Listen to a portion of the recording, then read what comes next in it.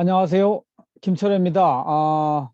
오늘은 지방자치행정론 제9장의 강의 동영상을 올려드리도록 하겠습니다. 양이 그렇게 많지 않아서 강의 하나로 동영상 하나로 찍어드릴 테니까 잘 들어보시기 바랍니다. 제9장은 정부 간 관계에 관련된 이야기입니다. 그러니까 전체 행정학을 이렇게 볼 수 있다고 그랬잖아요. 대한민국 전체가 있으면 그중에 시장, 정부, 시민사회가 있고, 이 정부는 중앙정부와 지방정부가 있고, 이 지방정부가 왜 존재하며 무슨 일을 하는지 배우는 게 지방자치 행정론이라고 했어요.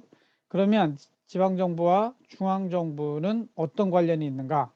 이것을 배우는 게 제9장이 되겠고, 이론적으로는 정부 간 관계, 또 중앙정부와 지방정부 관계뿐만 아니라 지방정부도 여러 개가 있잖아요. 광역자치단체만 17개가 있다고 그랬고, 기초지방자치단체는 200개가 넘게 있거든요. 그래서 지방정부 사이의 관계도 중요하고 중앙정부와 지방정부 관계도 중요한데, 그 부분에 대해서 한번 살펴보도록 하겠습니다. 그럼 이론적으로는 정부 간 관계 이론이라고 하는 것들이 있는데, 뭐 여러분들이 이걸 자세히 알 필요는 없습니다. 대학원 정도 가야 좀 자세히 배우는 거니까 대충 한번 생각을 해보되, 연방주의 국가, 페더럴리즘이라고 그래가지고 미국은 연방주의 국가잖아요. 연방주의는 연방정부가 있고 주정부가 있어요. 근데 생각을 해보면 미국은 어떤 사람들이 세웠느냐?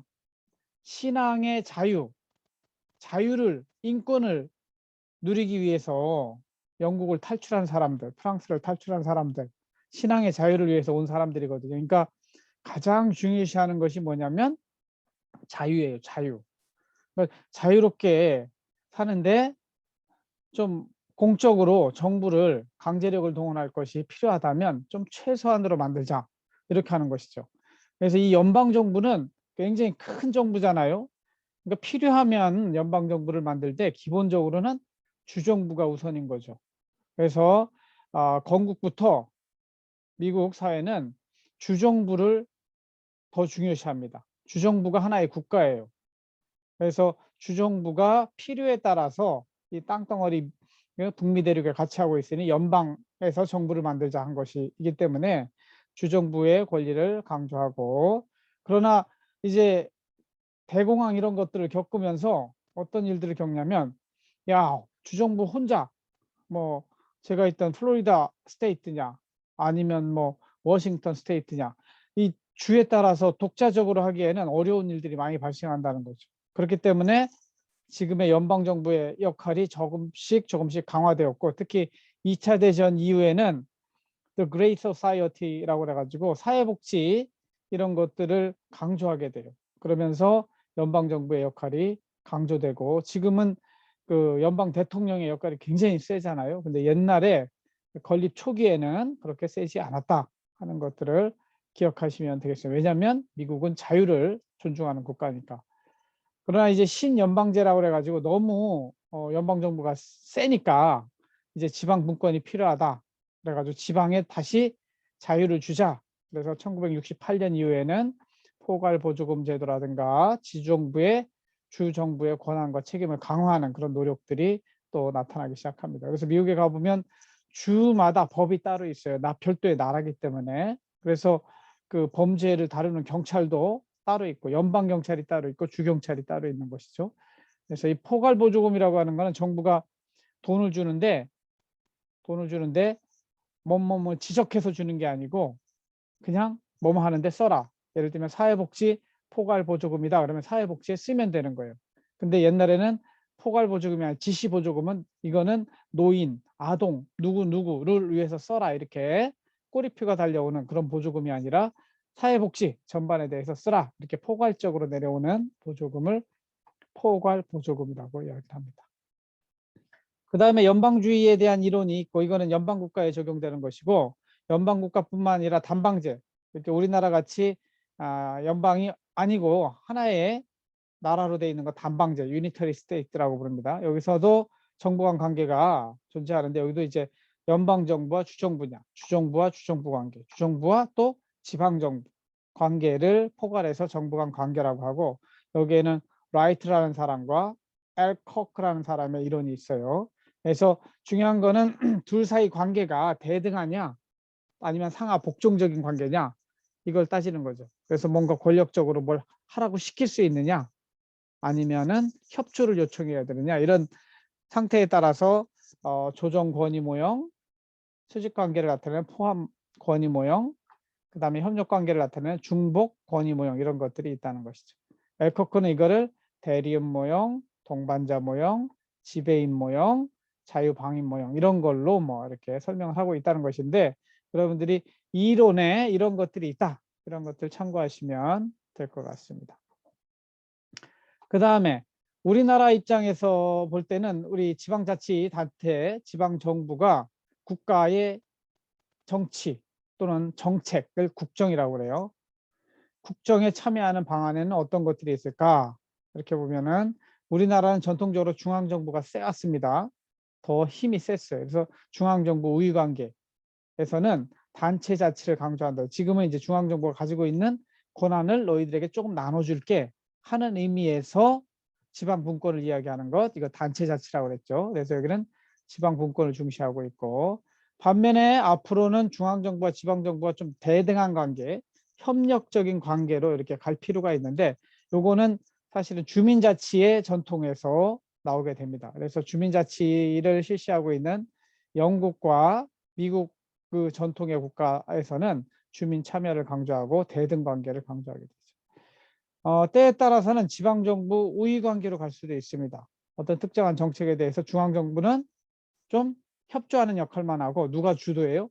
지방정부가 주도하는 그런 시대가 와야 되는 거죠. 대전시의 정책에 대해서는 대전시가, 대전 지역 안에서 이루어지는 정책에 대해서는 대전시가 좀 주도권을 행사하는 그런 시대가 와야 될 필요가 있어요. 그래야 이제 지방이 발전하고 전국이 좀 균형 발전이 이루어질 수 있는 측면도 없지 않아 있습니다. 그래서 지방정부 우위관계 이렇게 부른다. 그 다음에 지방정부가 국정에 참여하는 방식, 예를 들면 이제 여러분들 입장에서는 중앙정부를 힘센 아버지 엄마라고 생각하고, 여러분들은 그 밑에 있는 새끼정부 지방정부라고 생각을 해보면, 지금까지는 중앙정부의 일방적인 의견 수렴, 너 어떻게 생각해? 그냥 의견만 묻는 거죠. 결정권은 하나도 없어요. 그래서 설문조사도 하고 면접도 하고 공청회도 하는데 의사결정권은 없는 거죠. 협의하는 것도 마찬가지예요. 의견 수렴은 가장 낮은 단계고, 협의하는 거는 내가 너 파트너로 인정을 해줄게 하고 협의는 하지만 여기도 결정권은 없어요. 결정은 중앙정부가 일방적으로 하는 거예요. 어느 단계부터 결정권이 있는 거냐? 합의할 때 합의. 협의와 합의는 큰 차이가 있습니다. 합의는 지방정부가 합의해 주지 않으면 국가정책을 추진할 수 없는 경우예요. 그러니까 여러분 가정에서도 권위적인 엄마 아빠면은 거의 이 협의 정도까지만 와도 상당히 배려해 주는 것이죠. 물론 민주적인 가정이라고 생각하면 우리 식구 한 명당 1인 1표니까 투표를 하자, 이렇게 투표권을 주어진다면 그때는 합의 단계가 되겠죠.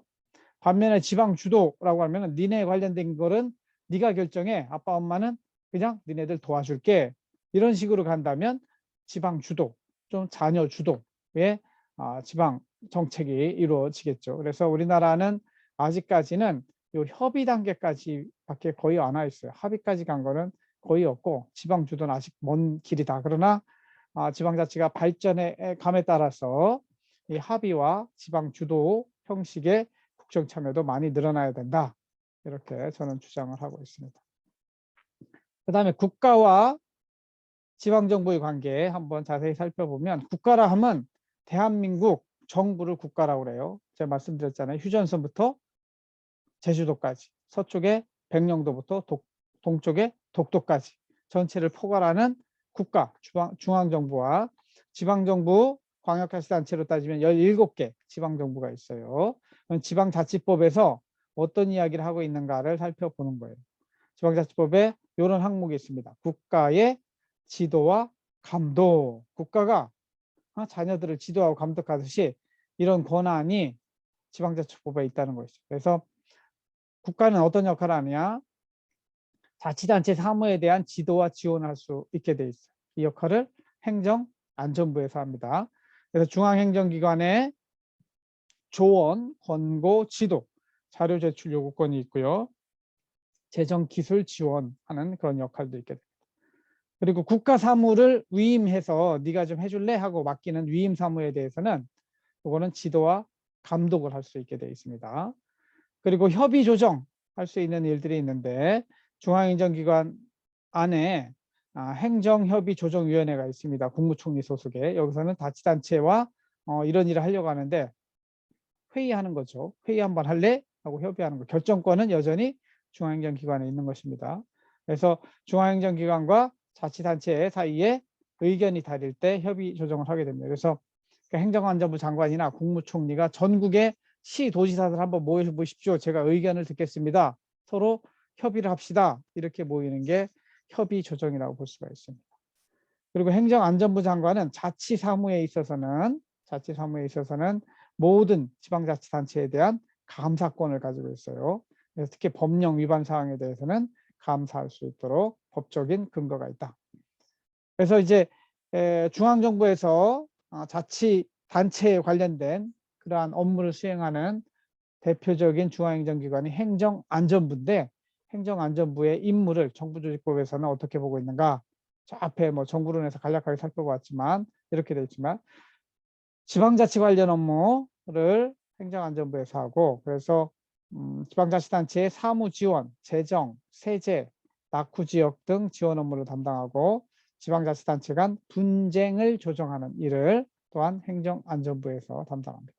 이 밖에 행정안전이 붙어 있기 때문에 여기는 안전 재난 관리된 업무, 민방위, 방재, 경찰청, 소방청 업무 이런 것들 하고 있고 전반적인 국가 행정관리, 즉 나라 살림을 하는 돈 관리는 기획재정부에서 하고 돈 관리 이외의 것들은 다 행정안전 청사관리라든가 그렇죠? 이런 것들 세종시 청사관리도 다 행정안전부에서 합니다. 이런 것들은 행정안전부에서 한다. 그리고 국가의 행정사무로서 다른 중앙행정기관이 속하지 않는 사무는 일반적으로 옛날에는 그래서 이거를 내무부라고 그랬어요. 내무부. 외교부, 내무부 이렇게 있어가지고 내무부라고 했었는데 지금은 행정자치부 이렇게 하다가 행정안전 업무가 들어와서 행정안전부 이렇게 부르고 있습니다. 실 단위로 또는 국 단위로 보면은 중요한 역할을 하는 지방자치분권실이 있는데 그 안에는 지방행정정책관이라는 게 있어요. 지방행정을 다루는 정책관이죠. 정책관 정도면 보통 3급 공무원들이 정책관을 합니다. 중앙지방간 협력체제 구축하기 위해서 지방 4대 협의회 저 뒤에 나오는데 이것을 관할하고 온라인 지자체 합동평가를 하고 또 주민등록제도 그 다음에 지방에 있는 비영리단체 자원봉사하는 거 있잖아요. 비영리단체라든가 기부금제도 그 다음에 북한 이탈 주민 외국인 관련된 사회적 연대와 협력 그리고 공무원 직장협의회 공무원 노조 관련된 업무도 지방행정 정책관 소관의 업무가 되겠습니다. 그래서 여러분들이 일반 행정 시험을 봐서 공무원이 되면 행정안전부에 들어가면 이런 일들을 하겠다는 거죠. 그 다음에 자치분권 정책관이 있는데 자치분권 쪽이니까 자치단체 조직진단, 유사중복기능 통폐합, 그 다음에 지방인재 육성, 그 다음에 중앙기능의 지방이양, 중앙이 가지고 있는 권한과 기능을 지방에 이렇게 내려주고 있거든요. 돈과 함께. 그래서 지방이양 일괄법 관련된 소관 업무를 지방분권정책관이 하고 있다. 그 다음에 지방의회 관련된 거 또 자치분권정책관이 하고 주민 직접 참여제도, 주민투표라든가 주민소환, 주민소송, 주민발언 관련된 업무 지난 시간에 배웠잖아요. 이 관련된 업무 지원하는 그러니까 그래도 행정안전부가 전체 지방자치에 대한 정보를 가지고 있기 때문에 그것을 도와주는 역할을 여기 자치분권 정책관이 한다 이해하시면 되겠습니다. 그 다음에 지역혁신정책관이라고 해서 지역별로 새로운 거 혁신하는 거죠. 그래서 지역 활성화 또 지역 공동체 관련된 지역 공동체 기본법 마을 육성하는 거 제가 이 협동조합하고 마을 공동체 만드는 거 이것도 지역 혁신 정책관 요 담당 업무가 되겠습니다. 그래서 요즘은 가다 보면 실패 박람회 이런 것도 해요. 그러니까 옛날에는 이런 거 없었는데 그래서 굉장히 바람직한 거예요. 실패를 통해서도 배울 게 많거든요. 그러니까 각 지방자치단체별로 잘한 것도 있고 못한 것도 있지만 못한 것으로부터 배울 것도 있기 때문에 인생에도 마찬가지예요. 인생은 제가 늘 강조하기 오답 노트라고 하는데 오답 노트를 잘 만들어내야 성공하는 또 인생이 될 수 있거든요. 그래서 실패 박람회 성공 모델 그리고 새마을 운동 지원하는 것도 지역 혁신 정책관이다. 여기 나오는 ODA라는 건 뭐냐면 국제 원조를 말해요. 원조. 이 원조를 옛날에 우리는 받기만 했는데 후진 국가일 때 지금은 원조를 하는 국가로 전환됐죠. 그래서 요 원조하는 거 ODA도 돈을 받고 하는 게 있고 무상 원조가 있고 그래요. 무상 원조는 외교부를 통해서 하고 유상 원조는 뭐 각 부처를 통해서 이렇게 하고 있는데 이거를 ODA라고 부른다. 특히 여기에 다른 ODA가 아니고 지역혁신정책관 행정안전부에서 하는 건 새마을운동 관련된 ODA를 한다는 말씀이에요. 그 다음에 지역발전정책관이 있습니다. 그래서 지역 발전을 위해서 지역별로 특화된 사업을 추진하는 거 여기 있잖아요. 지역 맞춤형 발전 모델, 자전거, 화장실 뭐 이런 관련된 업무, 그다음에 지역 균형 발전 위해서 고향사랑 기부제, 인구 감소 지역 통합제. 여러분들 보고서에 요거 하고 있잖아요. 인구 감소 지역 통합 지원하는 업무 요거 행정안전부의 지역발전 정책관에 가보면 관련된 기능들이 있습니다. 자료들도 있고 그 다음에 도로명 한 10년 전에 우리나라 도로명을 다 거리 주소 이름으로 바꿨거든요. 옛날 번지가 아니고 도로명 주소로 바꿨는데 그 업무도 지역발전 정책관 소관 업무다. 그 다음에 지방경제 관련된 지방경제실이 지방재정경제실이 있는데 여기에서도 돈 관련된 일들을 한다. 그리고 지방공기업들이 있거든요. 지방공기업 평가 업무도 담당하고 있고 그 다음에 지방교부세 관련된 거, 그 다음에 지방세 납부하는 거 편의 지방세 위택스라는 프로그램이 있어서 이 프로그램을 통해서 지방세 납부하도록 도와주는 거 이런 다양한 일들을 지방재정경제실에서 한다. 그래서 이 일들이 다 뭐냐면 사실은 지방자치단체들을 통제하는 측면도 있지만 도와주는 지원해주는 그런 역할이라고 생각하시면 될 것 같습니다. 그 다음에 또 하나 살펴봐야 될 것이 이제 재정관계인데 그래서 돈은 어떻게 흘러가는가. 그래서 제가 어제부터 우리 아이들하고 강조하는 게 H2M, 물은 H2O잖아요. 우리 인간 살아가는데 어려서부터 배워야 되는 거 H2M으로 제가 정의를 했어요. H2H, H가 두 개 필요한데 하나는 헬스 매니지먼트, 건강관리하는 거 어려서부터 꼭 배워야 돼요. 여러분 자신의 체질이 어떤지 자신의 건강이 어떤지 스스로 체크하고 관리할 수 있는 거 배워야 돼요. 그 다음에 함께 사는데 필요한 거 인성 관리하는 거 배워요. 인성 나쁜 사람 공동체에서 생활 같이 못합니다. 그래서 그 휴메니티 또는 휴머니즘을 관리할 수 있는 그런 인성 관리의 H, 건강 헬스의 H, 휴머니즘의 H. 그 다음에 마지막으로 중요한 거 money M, 2HM, H2O가 아니라 H2M으로 했는데 money, 돈 관리하는 거 배워야 되는데 이 나라 살림하는 데 있어서 제일 중요한 것 중에 하나가 사람 관리 그리고 돈 관리거든요. 이 돈이 어떻게 흘러가는가 보면은 조세체계는 제가 딴 데서 말씀드렸지만 국세 14개, 지방세 11개가 있습니다. 그래서 국가 입장에서는 제일 많이 거치는 게 여기 소득세, 법인세, 부가가치세 이렇게 해서 한 300조 원 국세로 거치고요.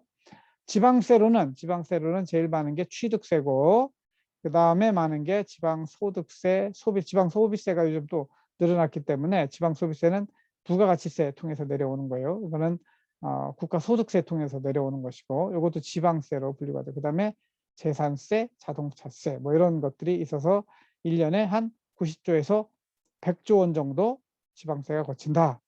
이게 기본이고 세금의 종류에는 도, 시, 군 이렇게 이어질 때는 도에 6개, 시군세가 5개 있습니다. 그래서 여러분들이 사는 지역이 도, 시군이면 그렇고 우리 대전은 대전광역시 대덕 자치구 이렇게 되기 때문에 광역시세가 9개, 자치구세가 2개밖에 없어요. 그러니까 자치구세가 등록면허세, 제3세밖에 없기 때문에 자치구는 사실상 돈으로 있어서는 자치가 안 되기 때문에 뒤에 나오겠지만 지방재정 자립도가 너무 낮기 때문에 실질적으로 자치구는 말만 자치지 돈도 안 주고 무슨 자치가 되겠습니까? 그래서 하여튼 나는 이 자치가 제대로 되려면 돈을 거둘 수 있는 권한이 내려와야 된다.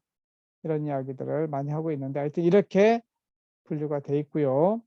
아까 궁금해했던 지방소득세라고 하는 거는 우리나라 소득세가 이렇게 많습니다. 종합소득세, 퇴직소득세, 양도소득세, 법인소득세 이런 것들이 있는데 이 지방소득세라고 하는 거는 법인세하고 소득세액의 10%를 뚝 떼가지고 지방으로 다시 내려보내주는 게 지방소득세예요.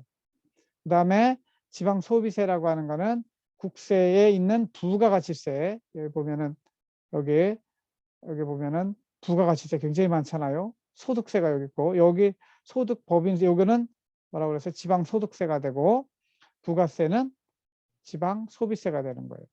요거는 10%, 요 지방소득세는 법인소득세의 10%를 떼주고 여기는 20%를 떼서 주고 이렇게 합니다. 그래서 요걸로 한 거의 30조 원이 지방에 내려오는 것이죠. 이렇게 지방소득세가 뭔지, 지방소비세가 뭔지 여러분 아시면 필요하다는 거죠. 그 다음에 지방교부세라고 하는 것이 있는데 지방교부세법에 의해서 내국세, 아까 국세 있잖아요. 국세 중에 관세 뺀 거를 내국세라고 그래요. 내국세 총액의 19.24%를 지방자치단체에 내려보내주는 거 이걸 지방교부세라고 그래요. 이걸 산정하기 위해서 기준 재정 수요액이라는 것도 있고 기준 재정 수입액이라는 것도 있어요. 그래서 요 산정하는 방식이 있습니다. 지방자치단체 행정 수요는 인구에 의해서 도출이 됩니다. 인구가 많을수록 행정 수요가 많겠죠. 그런데 자체적으로 돈이 들어오는 거 지방세죠. 지방세로 들어오는 거 이거 비교해 가지고 이거 차이가 많을수록 즉 가난한 동네일수록 많은 지방교부세가 가도록 되어 있습니다. 그래서 종류는 보통교부세, 특별교부세, 부동산교부세, 소방안전교부세 이렇게 나오는데 이걸 나눠줄 때 부자 동네 즉 서울과 경기도는 거의 안 줘요. 물론 경기도도 남쪽과 북쪽의 차이가 많습니다. 남쪽 용인, 성남 이런 데는 굉장히 부자들이에요. 거기는 안 주고 저 북쪽에 있는 의정부라든가 이런 쪽은 또 주고 이렇게 되고 있는데 그걸 따질 때 기준이 되는 게 재정 자립도라는 거예요. 여러분들도 한번 생각해 보세요. 내가 스스로 벌어들인 돈하고 엄마 아빠가 준 용돈하고 한 달을 살잖아요. 그 전체 한 달 생활비 중에 내가 직접 벌어서 쓰는 돈, 내가 알바해서 30만 원 벌어서 쓴다. 100만 원 쓰는데 그럼 30%가 재정 자립도가 되는 거예요. 이 재정 자립도가 높아져야 진정한 자치가 이런 거죠. 그래서 의존재원을 없애면 진정한 자치가 되는 것이죠. 재정자치 측면에서는. 그래서 재정자립도가 100% 넘는 데는 너는 도와줄 필요 없잖아. 그래가지고 불교부단체, 교부세를 교부하지 않는다 그래가지고 불교부단체 이렇게 부릅니다.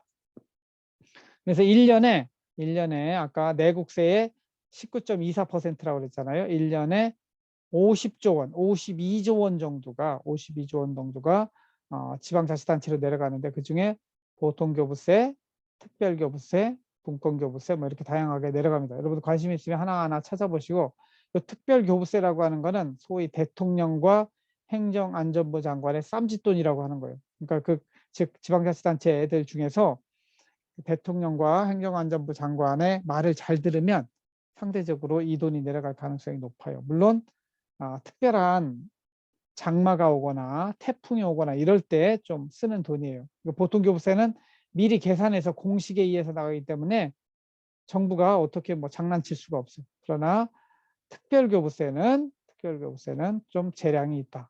분권교부세는 옛날에 지방 분권 때문에 좀 하다가 지금은 사라진 것이고 부동산교부세는 종합부동산세라고 하는 거를 국세로 냅니다. 그것의 일부를 다시 나눠주는 게 부동산교부세고 요거는 소방 공무원을 위해서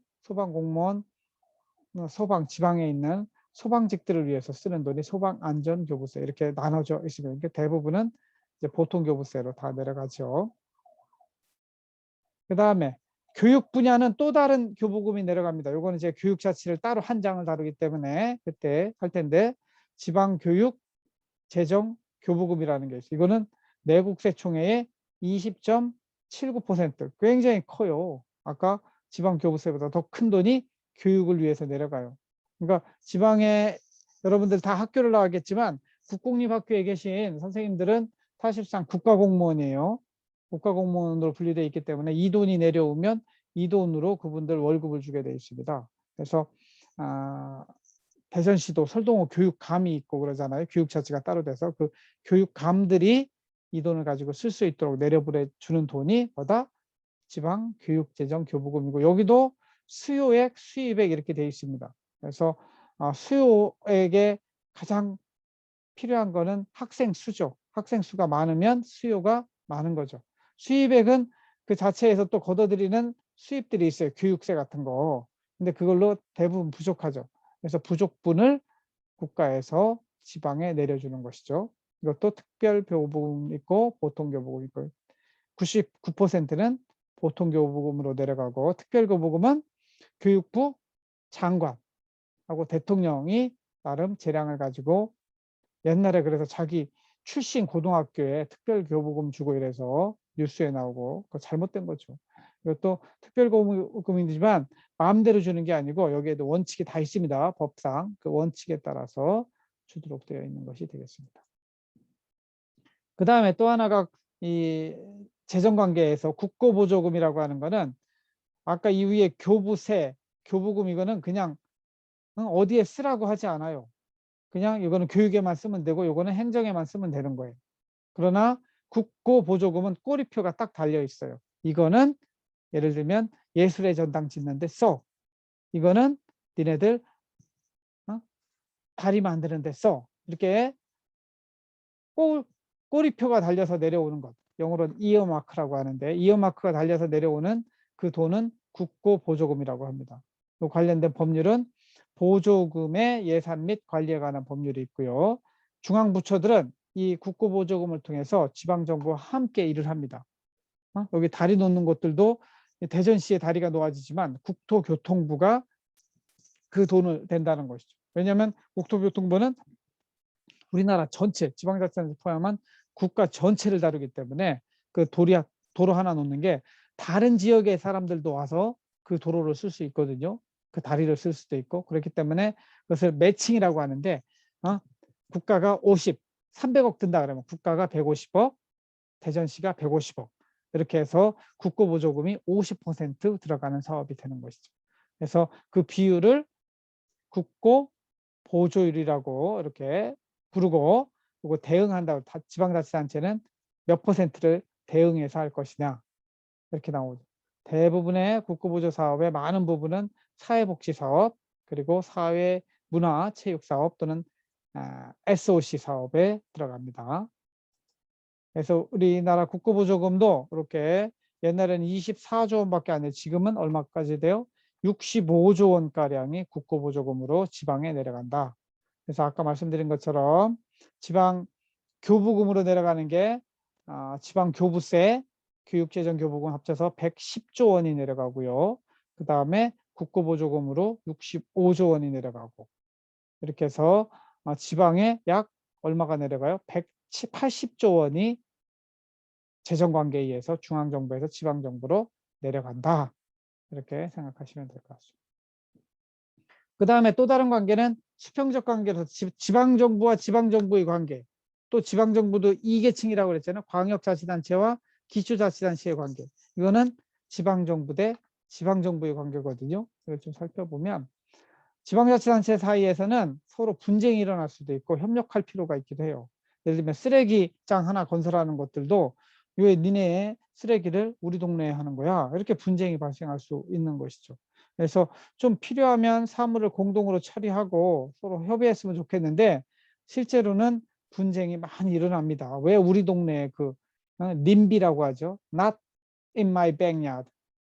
님비.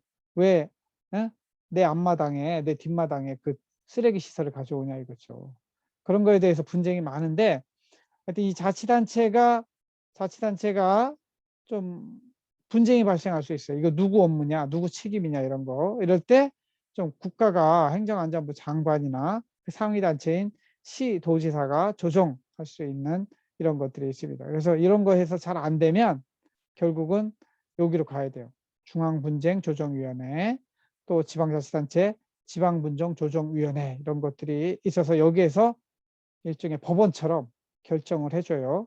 그래가지고 11명 참석해서 7명 이상 참석하고 뭐 출석위원 3분의 2의 찬성으로 이 분쟁조정위원회를 의결하도록 되어 있습니다. 그러면 그 다음부터는 이제 싸움이 끝나고 의결된 대로 따라야 되는 것이죠. 그래서 사실은 대전시하고도 여러분 충남도하고도 싸울 수 있고 구 사이에서 동구하고 대덕구하고도 싸울 수 있어요. 이럴 때에 중앙분쟁조정위원회에 갈 수도 있고 지방자치단체 사이에 싸우는 거는 지방분쟁조정위원회에 가서 좀 이렇게 분쟁 조정을 할 수 있도록 되어 있다. 그리고 요거는 좀 서로 함께 하기 위해서 지방자치단체 사이에 행정협의회를 만들 수 있어요. 그래서 행정협의회를 만들어 가지고 좀 우리는 쓰레기 청소 같이 하자. 수돗물도 같이 먹자. 뭐 이런 식으로 할 수 있는 것이죠. 그 다음에 실제 조합을 만들어서 할 수도 있는데 요번에 이제 지방자치법에 특별자치단체라고 하는 것들이 생기고 그래서 이런 것들이 앞으로 좀 늘어날 수도 있는데 지방의회의 의결로 인해서 의결로 좀 아까 이야기한 상수도라든가 쓰레기 이런 것들은 어떻게 해요? 통합해서 할 수도 있는 것이죠. 그래서 쓰레기 청소도 동구하고 대덕구랑 합쳐서 하면은 동구 대덕구 쓰레기 처리 조합 이런 것들을 만들어서 함께 일을 할 수 있는 그런 사례들이 얼마든지 가능합니다. 그래서 지방정부와 지방정부의 사이에 이런 자치단체 조합을 만들어서 일 처리를 할 수 있다. 이런 거 말씀드리고 그 다음에 저 앞에서 지방자치단체 사이에도 우리나라 광역자치단체 17개가 있고 그 다음에 기초지방자치단체 한 200개가 넘게 있는데 그 사이에 좀 서로 협의를 해야 되잖아요. 협의를 할 일이 있기 때문에 그런 단체를 좀 만들었어요. 그래서 17개 광역자치단체들은 전국 시도지사 협의회를 만들었습니다. 그래서 여기서 광역자치단체장이 함께 중앙정부하고 함께 좀 싸워야 될 일 있잖아요. 분권에 대해서 그런 것들은 여기서 하고 그 다음에 지방자치단체는 단체장이 있고 의회가 있잖아요. 그래서 의회의 의장들이 또 모여요. 시도의회 의장협의회가 또 하나 있습니다. 그래서 요 광역자치단체의 연합체로서 2개가 있고 그 다음에 3번, 4번은 기초 지방자치단체 시장, 군수, 구청장이 있잖아요. 이들이 226개 여기 정확하게 숫자가 나오네. 226개의 시장, 군수, 구청장이 함께 만든 게 시장, 군수, 구청장 협의회고 단체장 협의회고 요 밑에 의회 의장들도 함께 모여서 시군구 의회 의장협의회를 만들었어요. 그래서 이거는 시, 군구, 지방의회 의장협의회. 요 짱이 지금 우리 대덕구 의회 지방의회 의장 하시는 분이 전국 226개 시장, 군수, 구청장, 의회, 구청, 의회 의장, 협의회 의장을 하고 있습니다. 지금 우리 대덕구 지방의회 의장 하시는 분이 이름은 바로 기억은 안 나는데 그렇습니다. 그 다음에 지방자치단체 사이에서도 또 돈 관계가 있어요. 돈 관계가 있는데 국가에서 내려보내는 건 지방교부세, 교육재정, 교부금 이랬지만 여기는 예를 들면 대전시가 자치구, 즉 대덕구, 동구, 서구에 내려보내는 돈은 뭐라고 부르냐면 조정교부금이라고 불러요. 관련된 거는 지방재정법에 근거가 있어가지고 지방재정법에 근거해서 자치단체 조례로 규정하게 돼 있는데 예를 들면 이게 대전시에서 조례로 명칭은 정하게 돼 있는 거죠. 이 조정교부금이라고도 부르고 재정보전금이라고도 부르는데 17개 광역자치단체가 지역균형 발전을 위해서 기초자치단체의 교부금 형태로 돈을 내려주는 것, 이거를 조정교부금 또는 재정보전금 이렇게 부른다는 거죠. 명칭은 조례로 하기 때문에 다를 수 있습니다. 그리고 시도비보조금이라고 아까 국고보조금이라고 그러죠. 국가가 지방자치단체에 내려주는 돈은 국고보조금 이러는데 여기는 광역자치단체인 시나 도에서 기초자치단체에 내려주는 돈은 시도비 보조금 이렇게 부릅니다. 여기도 이제 매칭 비율이 있고 보조율이 있고 뭐 이렇게 되는 것이죠. 실제 대전시 예산 저번에 보셨겠지만 대부분의 돈은 다 어디로 내려가냐면 요 구청장한테 내려가요. 실제 대전시의 예산의 거의 한 5, 60%는 구청에서 집행을 하는 것이죠. 그 밑으로 그러니까 보조금을 주는 거예요. 오케이. 그래서 여기까지 제 9장을 좀 빠르게 달려왔는데 그 동영상에 다 담으려고 하여튼 여러분하고 줌에서 질의응답하는 시간에 좀 더 보조된 설명을 하도록 하겠고, 여러분들이 궁금한 내용이 있으면 언제든지 저에게 또 질문을 하시면 제가 응답을 해드리도록 하겠습니다. 이렇게 제 9장의 동영상 강의를 마치도록 하겠습니다. 실제 수업 시간에서 또 뵙도록 하겠습니다. 들어주셔서 고맙습니다.